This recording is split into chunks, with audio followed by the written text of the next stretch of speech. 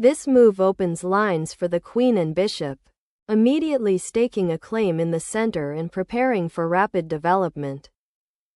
This symmetrical pawn advance immediately challenges white's central pawn and opens lines for both queens and bishops, leading to a vast array of classical opening possibilities such as the Ruy-Lopez or Italian game.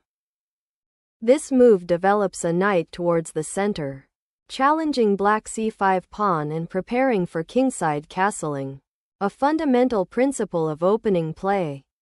This move develops a piece, controls central squares, and supports the d-pawn, preparing for further development and potentially leading into common openings like the Ruy-Lopez or Italian game. This move initiates the Ruy-Lopez, a cornerstone of chess opening theory, where white immediately exerts pressure on black's knight, indirectly attacking the e5 pawn and preparing to develop the bishop to a more active diagonal. This move, the Berlin defense, directly challenges white's bishop and prepares to castle, aiming for a solid and often strategic game. Castling kingside secures the king and prepares to connect the rooks, a fundamental developmental goal in the Ruy-Lopez opening. This move challenges white's central pawn and knight, aiming to disrupt white's harmonious development and potentially create imbalances in the pawn structure. This move, 5d4, immediately challenges black's advanced knight and opens lines for white's pieces, aiming to seize central space and develop an initiative, a common theme in the Ruy-Lopez-Steinitz defense deferred. This move, 5d6, initiates the classical variation of the Ruy-Lopez, aiming to counter white's central pawn push and prepare to recapture on e4. This exchange resolves the tension on the e4-d4 diagonal and creates a doubled pawn for black on the c-file, weakening its pawn structure and potentially opening lines for white's pieces. This recapture opens the c-file for black's rook and creates a doubled pawn structure, which will require careful defensive maneuvering and active piece play to compensate for the positional weaknesses. This move wins a pawn and simplifies the position, aiming to exploit black's weakened pawn structure on the queenside after the exchange. The move 7n5 aims to regain the pawn on e5 by developing a piece and challenging white's central pawn. This move forces a queen trade, simplifying the position and entering an endgame where white aims to exploit the doubled c-pawns black has acquired. Exchanging queens and castling here is a strategic decision to solidify black's pawn structure after the doubled c-pawns, while also activating the king to participate in the middle game. This move develops the queenside bishop proactively, aiming to castle kingside and solidify the pawn structure while preparing to contest the queenside majority. This move prevents white's bishop from landing on g5 to harass the black king and knights, but it also creates a permanent weakness on the kingside light squares. Developing the bishop to b2 aims to control the long diagonal and support the pawn advance on c4, a common theme in this pawn structure arising from the Ruy-Lopez exchange variation. Developing the bishop to a central square enhances its influence and prepares to castle, actively contesting white's bishop pair advantage. Developing the knight to c3 is a natural move, reinforcing the e4 pawn and preparing to connect the rooks while aiming to control central squares. This move, a5, preemptively addresses white's potential queenside expansion with moves like b4, while also preparing to activate the queenside pawn minority on the queenside, potentially opening lines for the rook. This move solidifies the pawn structure, creating a solid queenside and preventing black from easily advancing their a-pawn to challenge white's pawn on b3. The move 12 kc8 is a logical step to centralize the king and connect the rooks, preparing to activate them on the open d file or potential other files that may arise. This knight repositioning aims to support the central pawn push c4 and potentially prepare to reroute the knight to a more active square like g3 or f4. This move, bc5, develops the bishop to an active square, eyeing white's undeveloped kingside and challenging the central pawn structure white has been building. This move repositions the knight to a more active central square, aiming to pressure black's d6 pawn and potentially support a kingside expansion. This move strategically utilizes the now open d file for rapid development, aiming to challenge white's control and potentially create attacking opportunities against the isolated d-pawn if white decides to advance it later. This exchange simplifies the material and aims to exploit black's potentially weakened kingside pawn structure after the pawn advances on the queenside. This recapture opens a semi-open f-file for black's rook, which will be crucial for activity, but also creates an isolated d-pawn for white and damages black's kingside pawn structure. This move centralizes the rook on an open file, preparing to exert pressure on black's potentially weak d6 pawn and support an advance of the f-pawn if the opportunity arises. The move 16, Road 5 aims to redeploy the rook to a more active central file, potentially preparing to challenge white's control of the d-file and support the advance of the e-pawn. This move capitalizes on black's lack of coordination by immediately challenging the queenside pawn structure and potentially opening the c-file for white's rook. The rook repositions to a more active file, anticipating white's potential c5 push and aiming to contest the central d-file after the pawn exchange. By exchanging rooks, white simplifies the position, aiming to exploit black's doubled c-pawns and potentially create a passed pawn with the advanced d-pawn. The king has reached a more active central square, preparing to participate in the endgame and support the remaining pawns. This move forces the black king to move again, preventing castling and consolidating white's rook activity on the open d-file. This move continues the defense of the king, acknowledging white's successful centralization of the rook and preparing to regroup the king to a safer square. The bishop repositions to a more active diagonal, eyeing the opponent's king and potentially supporting a queenside expansion or central pawn push.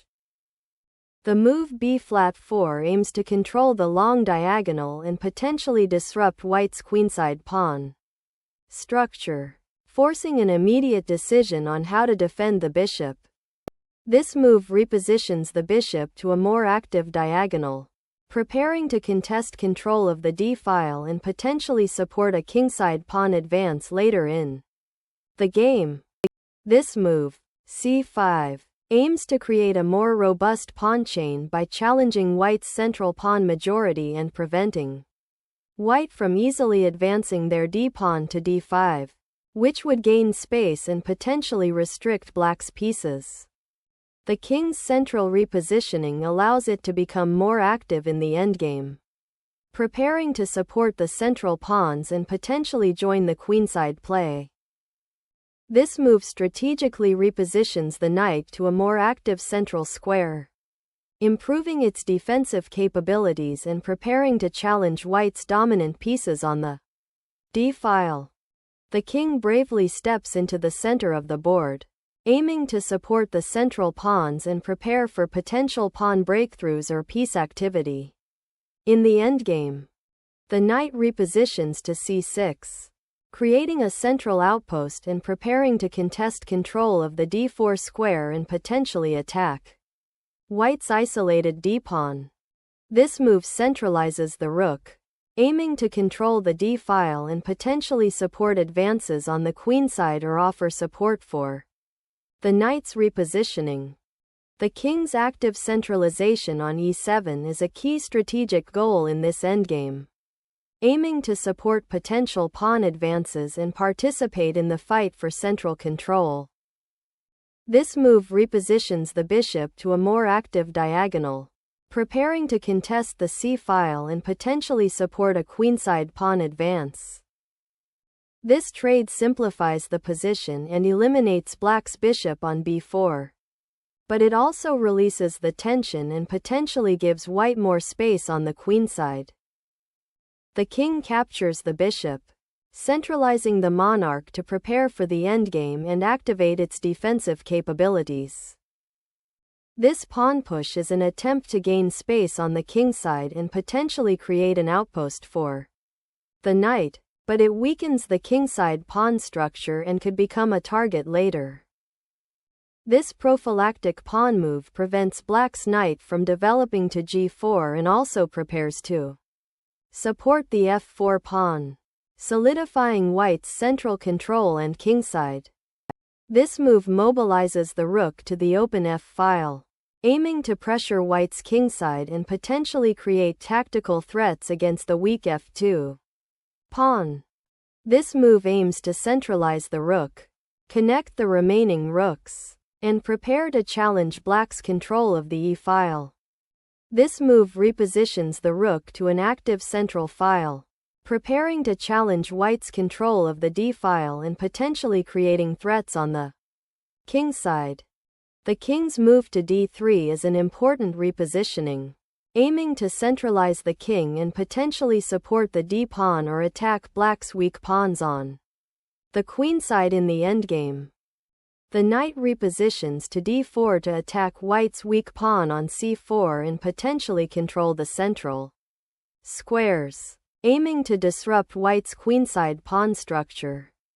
This exchange simplifies the position by trading knights, leading to a more open game where control of the central squares and the initiative will be paramount. This capture on d4 challenges white's central pawn and opens the possibility of a passed pawn on the d-file for black, while also potentially activating the remaining pieces. This move repositions the rook to the second rank, aiming to potentially control the second rank, support a pawn push, or prepare for central pawn breaks once the opponent's rook is no longer on the d-file.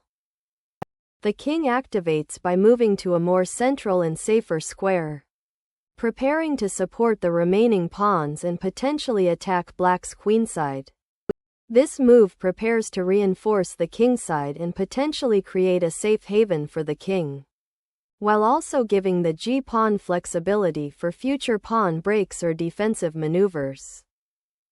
This timely check disrupts white's king centralization and forces a pawn exchange, potentially opening lines for black's rook on the f-file. This capture on d4 is forced due to the discovered attack on the king. And after the exchange, white will have a material advantage and a more active king. This move wins a pawn, but opens the b-file for white's rook and allows white's king to become more active, creating potential endgame imbalances. This move on the rook seems to be a preparation to challenge white's central control and potentially regain some pawn presence.